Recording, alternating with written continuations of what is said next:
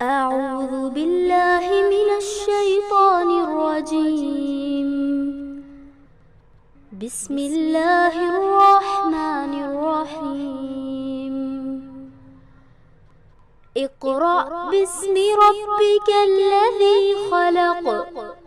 خلق الإنسان من علق. اقرأ وربك الأكرم. الذي علم بالقلم. علم الإنسان ما لم يعلم. دعا پڑھ لیتے ہیں. اعوذ باللہ من الشیطان الرجیم. بسم اللہ الرحمن الرحیم. رب اشرح لی صدری ویسر لی امری واحلل عقدۃ من لسانی یفقہوا قولی. رب زدنی علما. اللہم انفعنا بما علمتنا وعلمنا ما ینفعنا وزدنا علما. اللہم انی اعوذ بک من علم لا ینفع ومن قلب لا یخشع ومن نفس لا تشبع ومن دعوت لا یستجاب لها. آمین یا رب العالمین. چلیں اعوذ باللہ من الشیطان الرجیم. بسم اللہ الرحمن الرحیم. آیت نمبر 11 تک آپ لوگ کا ہو گیا سورہ رعد. اس کے بعد سورہ ابراہیم ہوگا, اس کے بعد سورہ نحل ہوگی, پھر آپ لوگوں کا ایگزام ہوگا. ہاں نحل تک ہوگا نا.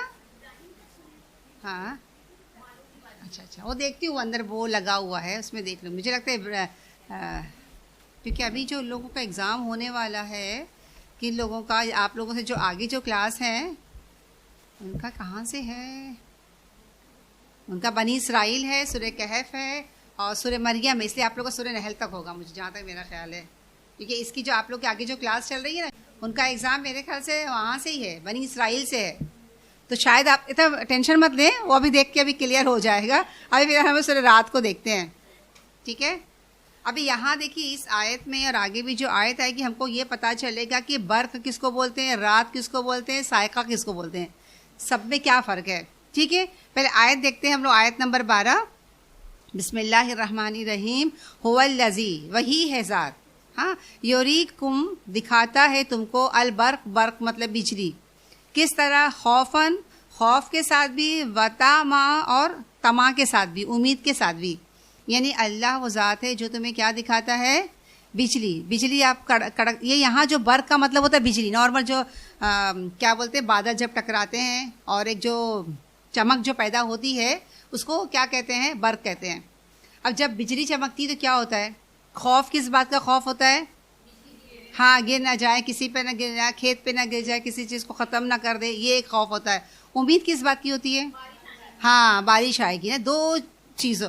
اور ویسے بھی ہر شخص کو خاص طور پر اللہ کی ذات سے تو کیا کرنا چاہیے, امید بھی رکھنا چاہیے اور خوف بھی رکھنا چاہیے. دونوں کیفیت بہت ضروری ہے. صرف ہم امیدیں رکھیں اور کریں کچھ نہیں, یا صرف ہم ڈرتے رہیں اور اللہ تعالیٰ سے امید نہیں رکھیں کہ جیسا تم امید کرو گی, جیسے تم گمان کرو گی, اللہ تمہارے گمان کے مطابق ہوگا.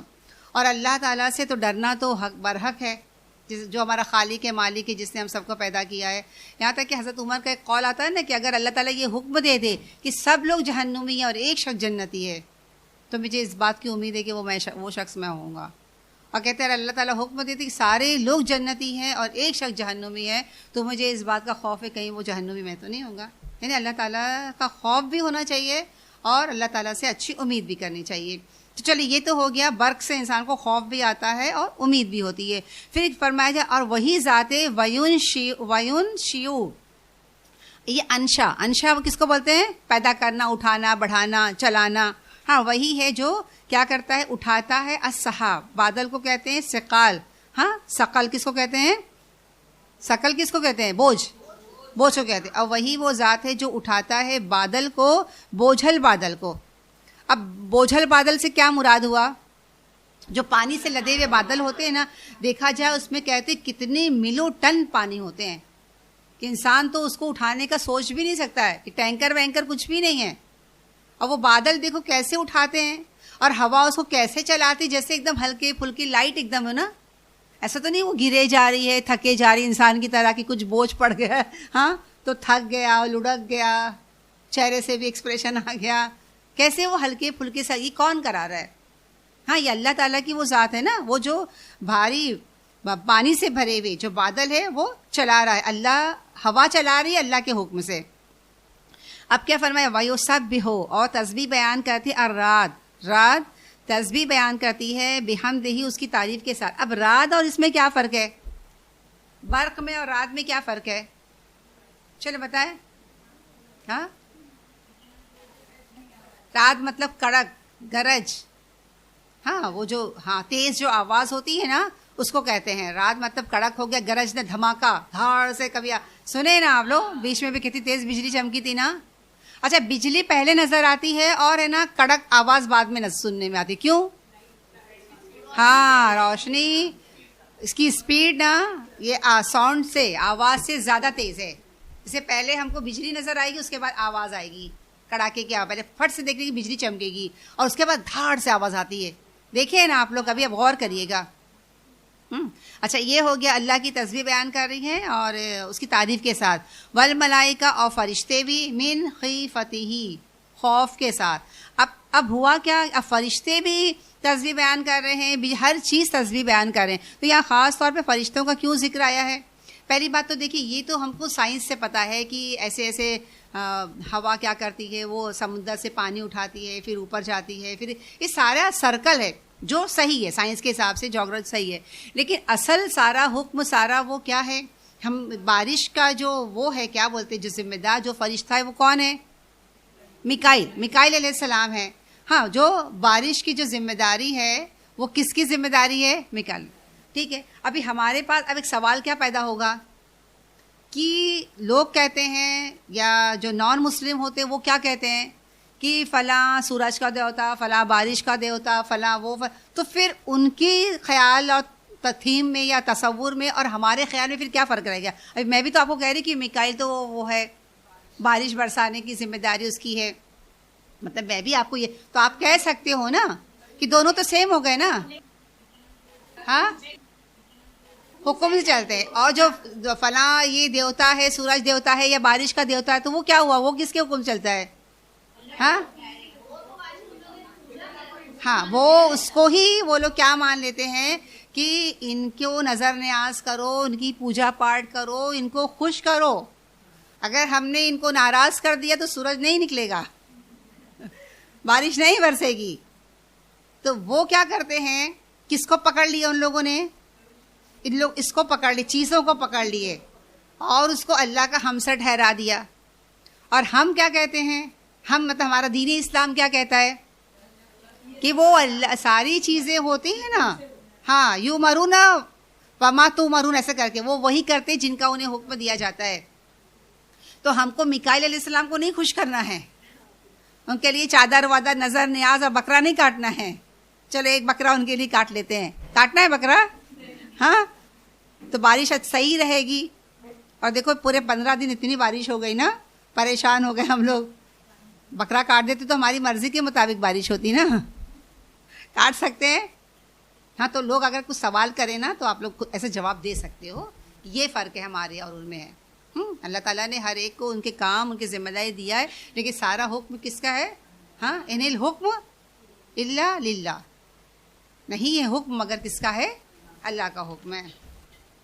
اور خاص طور پہ دیکھو فرشتے بھی, فرشتوں کو وہ لوگ نے اپنے ہم اللہ کا شریک ٹھہرا دیا تھا. فرشتے خود ڈرتے ہیں, خود خوف کرتے ہیں, خود اس کی حمد و ثنا بیان کرتے ہیں, تعریف بیان کرتے ہیں. پھر فرمایا جائے وَيُرْسِلُ, اور بھیجتا ہے صواعق. یہ لفظ کہاں سنے ہیں؟ ہاں کہاں پڑھے؟ ہاں سورہ بقرہ. صواعق کیا مطلب تھا؟ ہاں یہ دیکھو صواعق مطلب یہ بھی کڑک ہے, یہ بھی گرج ہے. اب بولیں گے رات میں اور اس میں کیا فرق ہے؟ دیکھیں بجلی جب چمکتی ہے, گرج پیدا ہوتی ہے تو اکثر کیا ہمیشہ زیادہ تر اوپر ہی اوپر رہ جاتی ہے, وہیں ختم ہو جاتی ہے.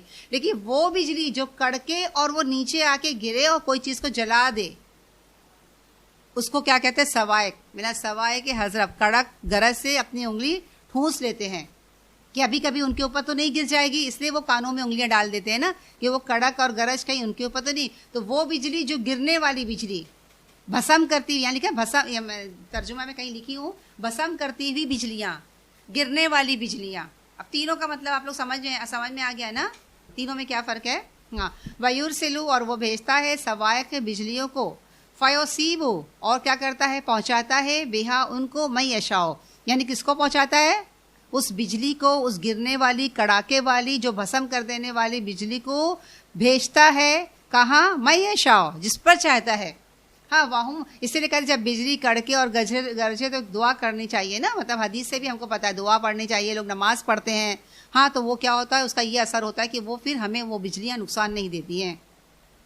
اور ان حالات میں وہم، حالانکہ وہ یجادلون، جدل سے جھگڑا کر رہے ہوتے ہیں، فی اللہ، اللہ کے بارے میں، یعنی بحث مباحثہ کر رہے ہیں اللہ ہے کہ نہیں، اس کی ذات ہے کہ نہیں، اور اس کی صفات کے بارے میں، یا اللہ تعالیٰ کا شریک ٹھہرا، یعنی جو بھی اللہ کے بارے میں بحث کرتے ہیں، اس حال میں کہ اللہ تعالیٰ ان پر کیا کرتا ہے، بجلیاں گرا دیتا ہے. فی اللہ یجادلون فی اللہ وہو شدید المحال، وہ اللہ وہ ذات ہے جس کی پکڑ بولتے نا، کیسی ہے، شدید مطلب سخت ہے، محال مطلب پکڑ، اس کی جو پکڑ، جو گرفت کیسی ہے اللہ کی، اگر جس کو چاہے وہ پکڑ لے اور جس کو چاہے بھسم کر دے، جس کو چاہے ختم کر دے. تو کرنا کیا ہے، لہو دعوت الحق، اسی کو پکارنا کیا ہے، حق ہے. کس کو پکارنا چاہیے، اللہ کو ہی پکارو، اس سے ہی دعا مانگو. ہاں، والذین، اور وہ لوگ جو یدعون، پکارتے ہیں، من دونہ، اللہ کے سوا، لا یستجیبون، نہیں وہ جواب دیتے، لہم، انہیں، بشیء، کچھ بھی، یعنی کچھ بھی ان کی دعاؤں کو قبول نہیں کرتے ہیں، اس کا رپلائی نہیں دیتے ہیں، وہ کچھ بھی نہیں کر سکتے. کیوں نہیں کر سکتے، اب آگے بہت بہترین مثال آئی ہے، اس میں ایک دو مثالیں بہت اچھی آئی ہے. کیا مثال دی گئی ہے، الا، مگر کیسی ہے ان کی دعائیں، یعنی مشرکوں کی دعائیں کچھ نہیں ہے مگر کیا ہے، کیسی ہے، الا، مگر کیسے، کباسط، ایک کا جو ہے وہ مانند ہے. اب باسط کس کو بولتے ہیں، بسطا، بسطا کس کو بولتے ہیں، پھیلانا.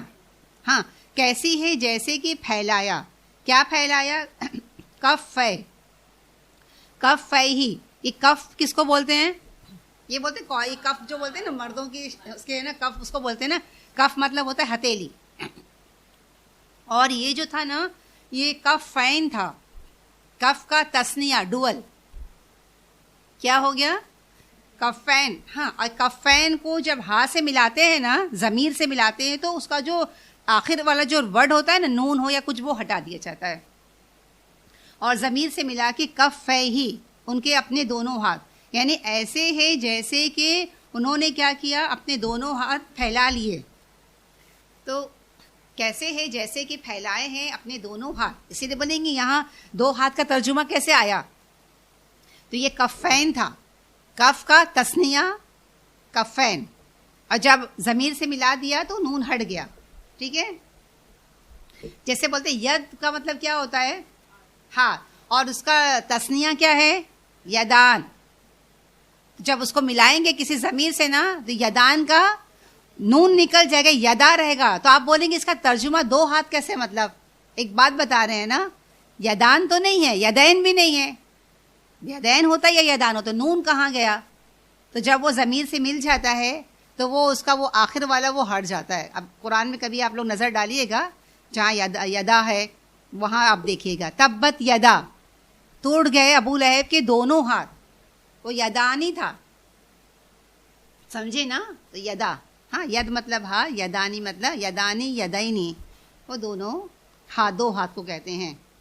چلیں، ہاں انشاءاللہ آپ لوگ گرامر جب کریں گے نا تو خود ہی سمجھ میں آئے گا، یہ چھوٹی چھوٹی باریکیاں ہیں، انشاءاللہ تعالیٰ کلیئر ہو جائے گی. تو کیسے ہے جیسے کہ پھیلائے ہیں اپنے دونوں ہاتھ، الالمائی، پانی کی طرف. کیوں پھیلائے، لیبلغا، تاکہ پہنچ جائے، فاہو، ان کے منہ تک، وما ہوا، حالانکہ وہ نہیں، ببالغیہ، اس تک پہنچنے والا.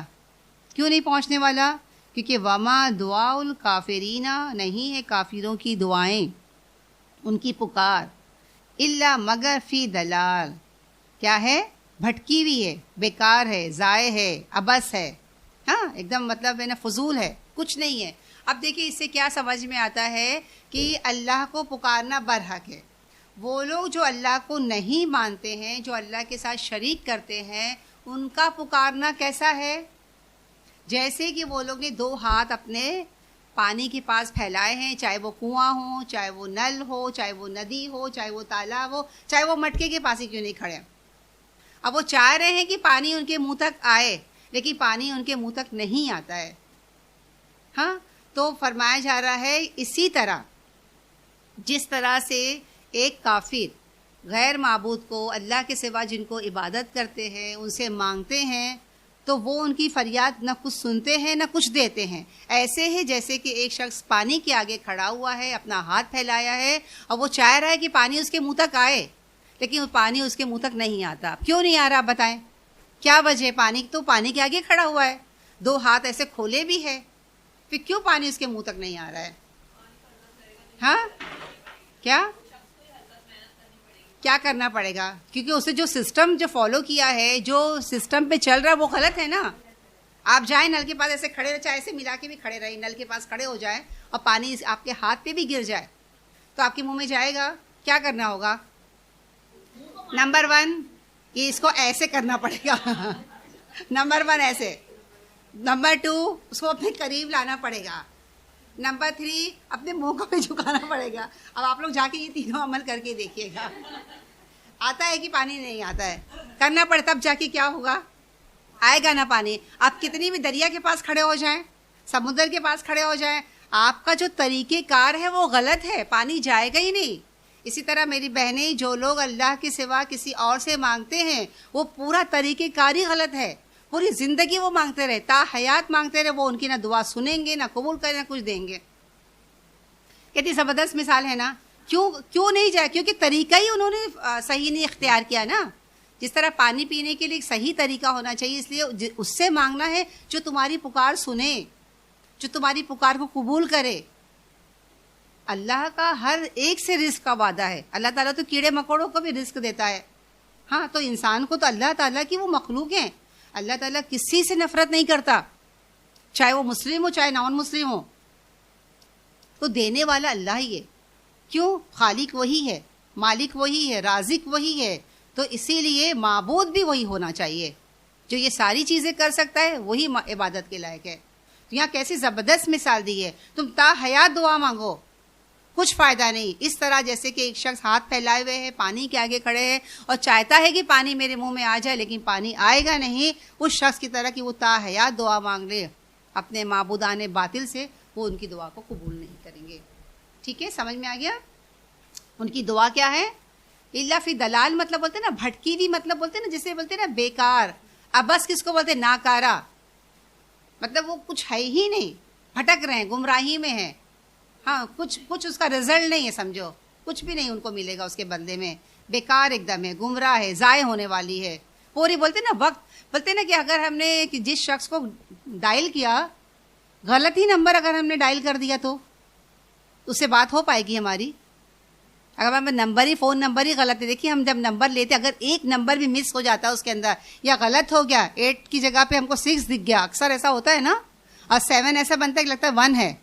بہت, اگر ایک نمبر بھی مس ہو, وہ شخص تا حیات آپ اس کو وہ نمبر پہ ڈائل کرتے رہے, پوری زندگی آپ کی گھس جائے گی فون کر کے, لیکن وہ شخص نہیں ملے گا, کیونکہ ہم نے نمبر ہی غلط ڈائل کیا نا.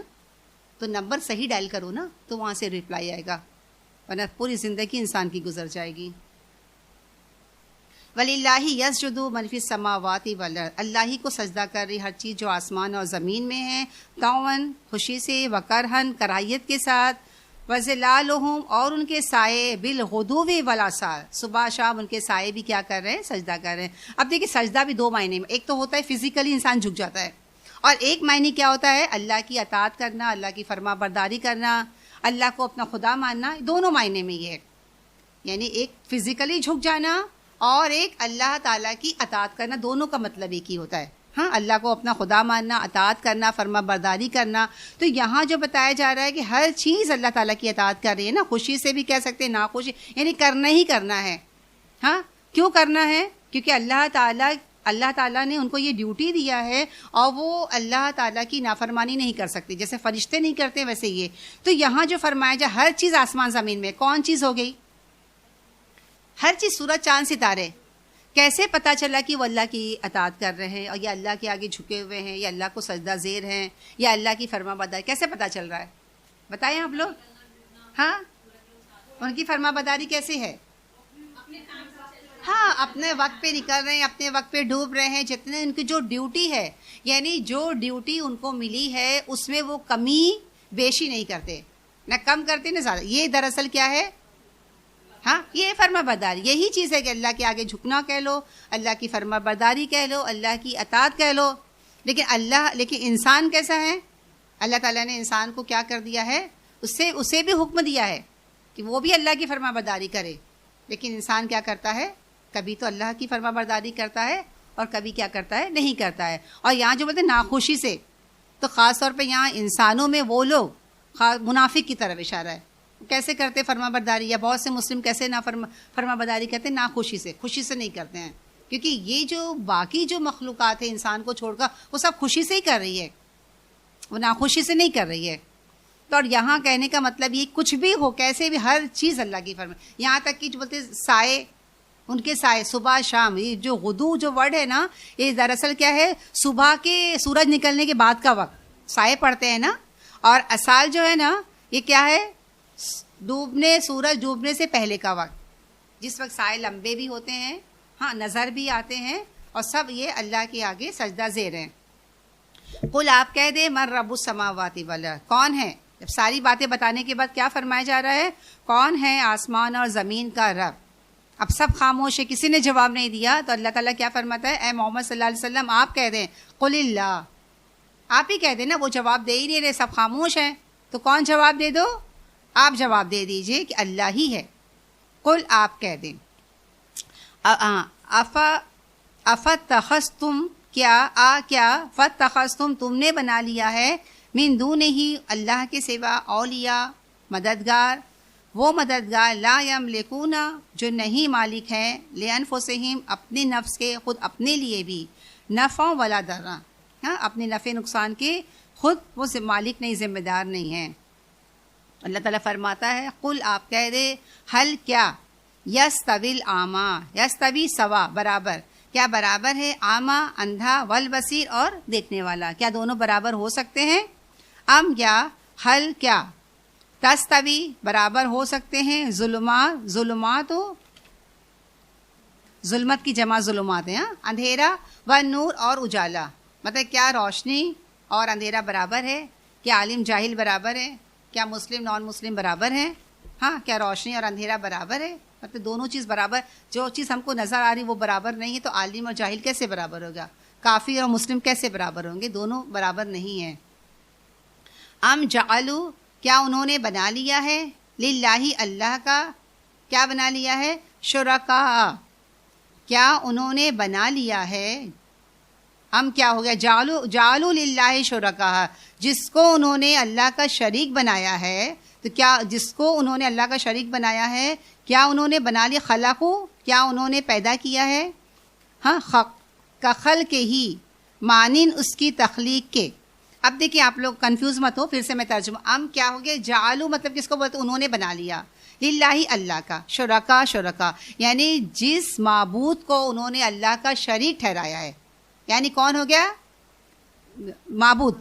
ہاں، جس کو انہوں نے اللہ کا شریک ٹھہرایا ہے، وہ خلا کو انہوں نے پیدا کیا ہے. یعنی مثال کے طور پر فلاں بت یا فلاں پیر یا فلاں بزرگ یا فلاں کوئی، جس کو انہوں نے اللہ کا شریک ٹھہرایا ہے، کیا وہ ان بتوں نے یا ان بزرگان دین نے یا انہوں نے خلا کو پیدا کیا ہے؟ اتنا سمجھ میں آئی بات؟ کس طرح؟ کا خلق ہی، اس کی خلقت کی مانند، اس کی، کس کی؟ اللہ کی طرح. کیا انہوں نے بھی کچھ پیدا کیا ہے؟ سمجھ میں آ گئی بات نا؟ وہ معبودان باطل جن کو وہ اللہ کے ساتھ شریک کرتے ہیں، کیا انہوں نے بھی اللہ کی طرح کچھ پیدا کیا ہے؟ ٹھیک ہے، اتنا سمجھ میں آ گیا؟ جس وجہ سے کیا ہو گیا؟ فتشابہ، مکس اپ ہو گیا، غلط ملت ہو گیا، گڑ مڑ ہو گیا. یہ ان کے دماغ کو جھنجھوڑا جا رہا ہے. کیا تمہارے معبودان باطل نے اللہ کی طرح کچھ پیدا کر دیا ہے کہ جس کی وجہ سے تم غلط ملت ہو گئے ہو کہ ارے کچھ انسان کو تو اللہ نے بنایا, کچھ انسان کو تو فلاں بت نے بنایا ہے, سورج کو تو اس نے بنایا, اللہ نے بنایا, چاند کو تو فلاں نے بنایا ہے, ہوا کو تو فلاں نے بنایا ہے, زمین کو تو فلاں. کیا سب نے کچھ بنایا ہے جس کی وجہ سے سب مکس اپ ہو گیا؟ جیسے اگر ایک گھر میں 4-5 عورتیں ہیں, 8-10 ڈش بنا دے تو جو گھر کا جو آدمی ہو یا جو گھر کے بڑے ہیں یا جو بھی ہیں وہ ان کو کیا لگے گا کہ پتہ نہیں یہ ڈش کس نے بنائی, اس نے بنایا کہ اس نے بنایا کہ اس نے بنایا کس نے بنایا, کیوں سب نے بنایا ہے اور سب ایک ساتھ لا کر رکھ دیا جائے تو گڑبڑ ہوگی نا, سمجھ میں نہیں آئے گا نا. کب ایسا ہوگا؟ جب واقعی سب نے بنایا ہے. تو یہاں ان کے دماغ کو جھنجھوڑا جا رہا ہے. کیا ان کے معبودان باطل نے وہ کچھ بنایا ہے, کچھ انسان کو بنا دیا ہے کہ ان کے لیے سب گڑ مڑ ہو گیا ہے, مکس اپ ہو گیا کہ یہ کون سا اللہ نے بنایا ہے اور کس کو ہمارے اس نے بنایا, کس کو اس نے بنایا ہے, اس لیے چلو سب کیوں پوجا کر لو, سب کی عبادت کر لو, سب کو خدا کا درجہ دے دو. پتہ نہیں کس نے. اسی لیے جو آج جو اتنے لاکھ جو بت جو ہو گئے, کیوں ہو گئے؟ کیا ان کا نظریہ ہے؟ فلاں چیز فلاں نے بنایا, فلاں چیز وہ بنایا, فلاں چیز ان کے کنٹرول میں. ایک کو بھی ناراض کر دیں گے تو ہماری شامت آ گئی, اس لیے کیا کرو سب کو مان لو. ایک کو بھی ناراض کیا تو گڑبڑ ہو جائے گی, سب کو مانو. کیوں؟ ان کے ذہن میں کیا ہے اس بات کو کہ ہر نے الگ الگ چیزیں بنائی ہیں, تو یہ جھنجھوڑا جا رہا ہے. کیا اس لیے تم کنفیوز ہو جبکہ تم کو پتا ہے کہ ہر چیز بنانے والا اللہ ہے. آج اگر ہم کسی نان مسلم سے پوچھیں گے, ان کو ہی پتا ہے کہ اوپر کوئی ہے جس نے یہ دنیا بنائی, لیکن ہم ہم ان کو بھی مانتے. زیادہ تر بہت لوگ خدا کو مانتے ہی ہیں, جو بولتے ہیں نا اصل خدا, اصل بھگوان, یا اس کو پتہ نہیں کیا ہندی میں بولتے, یاد نہیں آ رہا ہے مجھے. وہ مانتے ہیں کوئی ایک کوئی ہے اوپر, اس کا نام مجھے بھی یاد نہیں آ رہا ہے.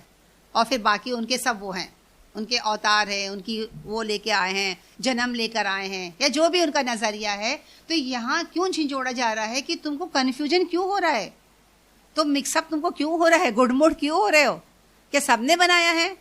جب سب نے نہیں بنایا ہے, ایک اللہ نے بنایا ہے, تو جو خالق ہوگا وہی مالک ہوگا, وہی رازق ہے, تو وہی عبادت کے لائق ہے نا. تو اس بات کو لوگوں کے ذہن کو جھنجھوڑا جا رہا ہے. آگے بات آپ لوگوں کو سمجھ میں کچھ کنفیوز ہے تو مجھے اگلی کلاس میں پوچھ لیجیے گا. صرف ان کے دماغ کو ایک سوال کر کے چھوڑ دیا گیا ہے, جھنجھوڑا جا رہا ہے. ایک انسان کنفیوز کب ہوتا ہے؟ میں نے جیسے آپ کو مثال دی نا, جب بہت سی خواتین مل کے الگ الگ ڈش بنائے اور رکھا جائے تو ہم کو سمجھ میں نہیں آتا ہے نا کہ سمینہ نے کون سے بنایا, انہوں نے کون سے کیا, فلاں نے کون سے کیا. آپ سب اگر ایک ایک ڈش بنا کے لا کے رکھ دیں تب میں, لیکن اگر پتہ ایک ہی آرڈر دے کے اقبال کیٹر سے اگر کھانا منگا لیا گیا ہے تو میں کانفیڈینس سے بولوں گی نا, گڑبڑ کب ہوگا؟ اور جب ایک جگہ سے میں ایک کیٹر سے کھانا منگاؤں گی تو گڑبڑ ہوا نہیں ہوا نا. تو یہی چیز جوڑا جا رہا ہے.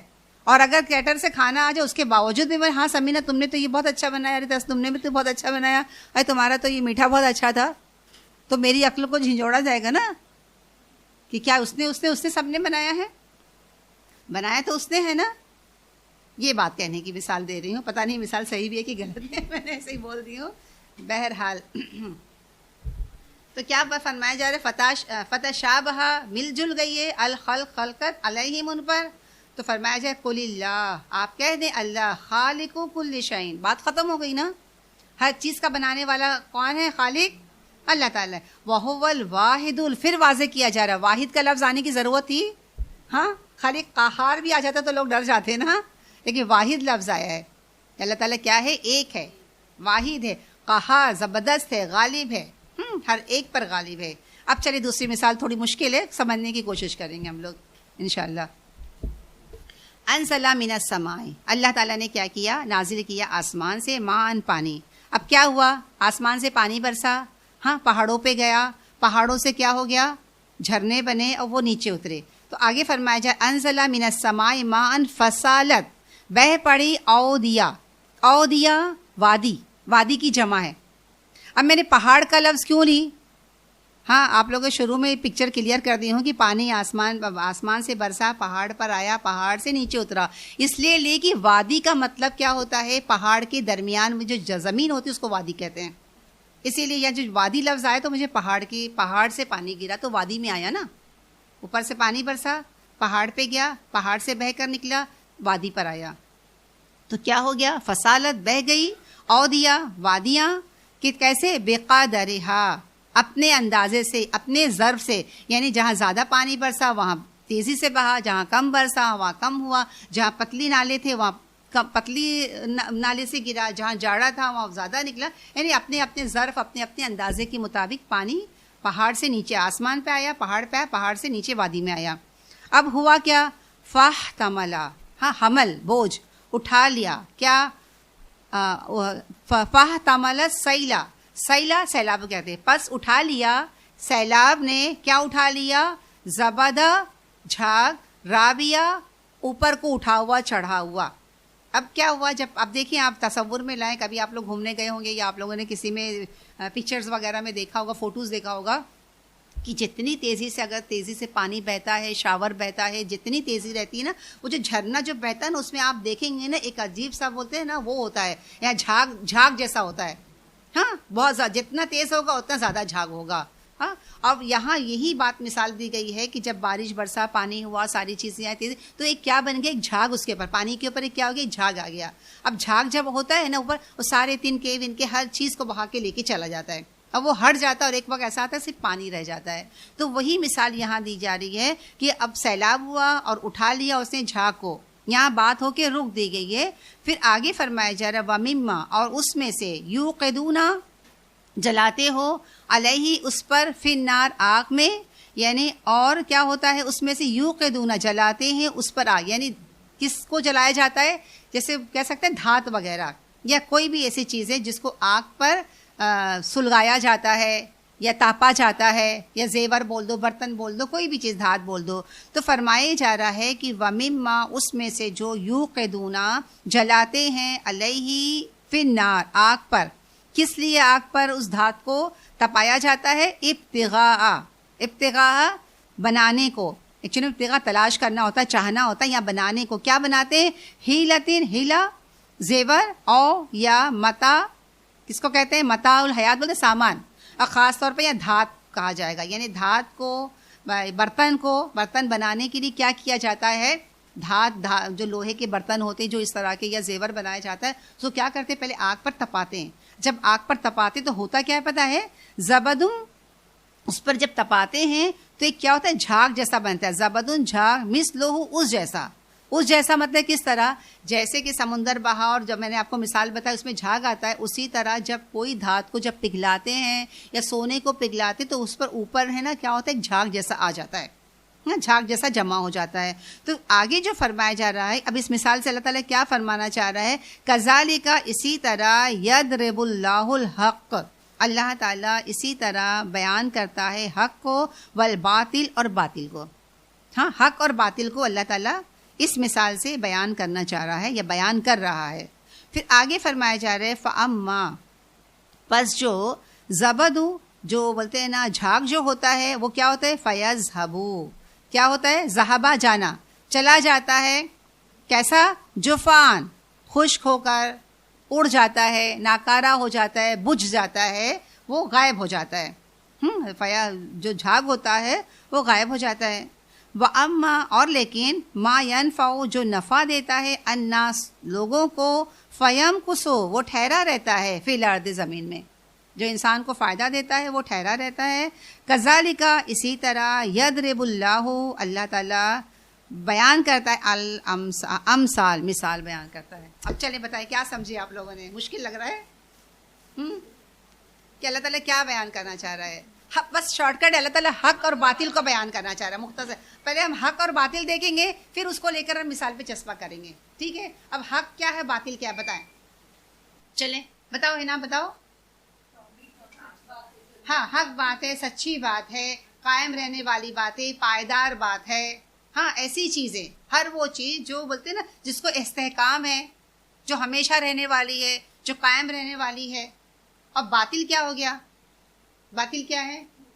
جھوٹ ہے، غلط ہے، ہاں اس کی کوئی حق نہیں ہے، اس کا کوئی وزن نہیں ہے، اس کا کوئی استحکام نہیں ہے، اس کا کوئی ٹھہراؤ نہیں ہے، وہ پائیدار نہیں ہے، دونوں اپوزٹ میں آ گئے ہیں۔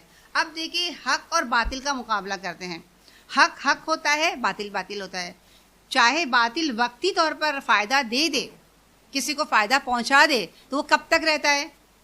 بولتے ہیں یہ شخص دیکھو جھاگ کی طرح اٹھا اور بجھ گیا. کیسے بولتے ہیں؟ یہ شخص جوش میں ایک دم اٹھا اور بجھ گیا. کیونکہ جو جھاگ جو ہوتا ہے, ابھی میں مثال پہ واپس آؤں گی, تو یہ جو بولتے ہیں نا باطل جو ہوتا ہے نا, کبھی فائدہ بھی دیتا ہے, ہاں, لیکن کب تک دیتا ہے؟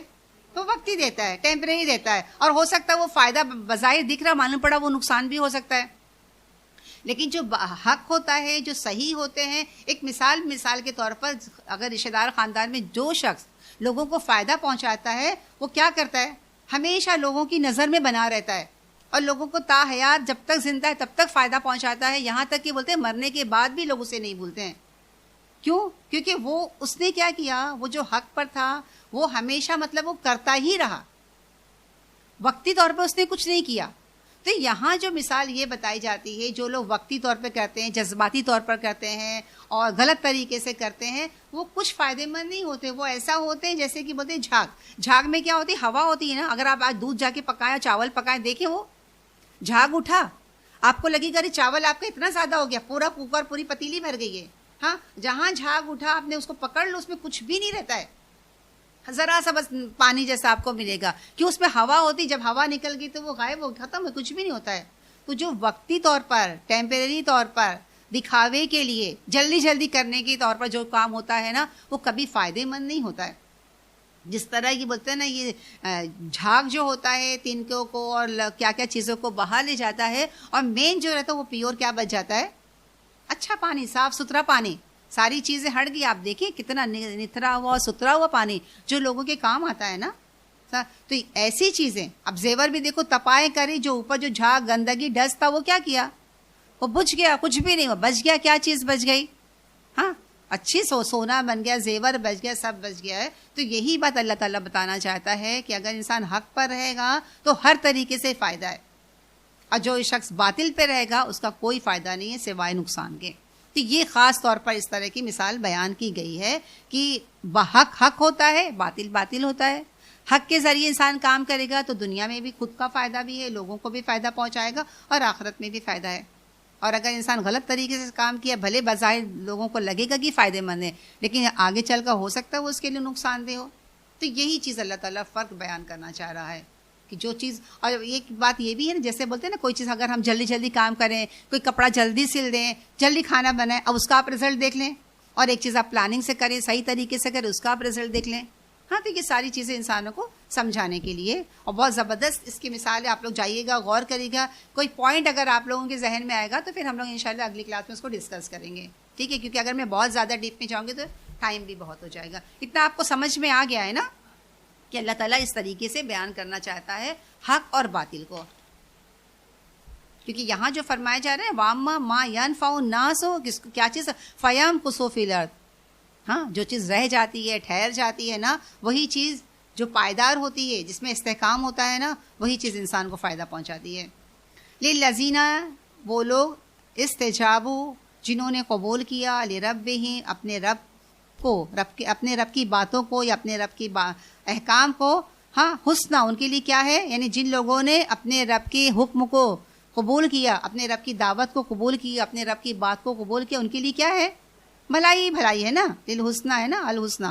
والذین, رہے وہ لوگ, لم یستجیبوا, جنہوں نے نہیں ایکسیپٹ کیا, لہو, اللہ کی بات کو, تو کیا ہے؟ لو, اگر, انا کے, لہم, ان کے پاس ہو, ما فی الارض جمیعا, یعنی قیامت کی یہاں منظر کشی کری گئی ہے کہ وہ لوگ جو تا حیات اپنے رب کی بات نہیں مانتے ہیں, آخرت میں کیا ہوگا؟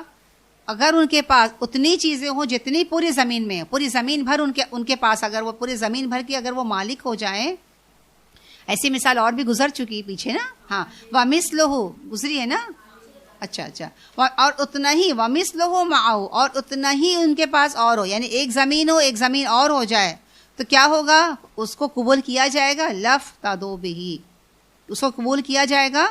ہاں, وہ اللہ سے, عذاب سے بچنے کے لیے وہ سب اللہ تعالیٰ کو دے دیں گے, لیکن وہ کیا ہوگا؟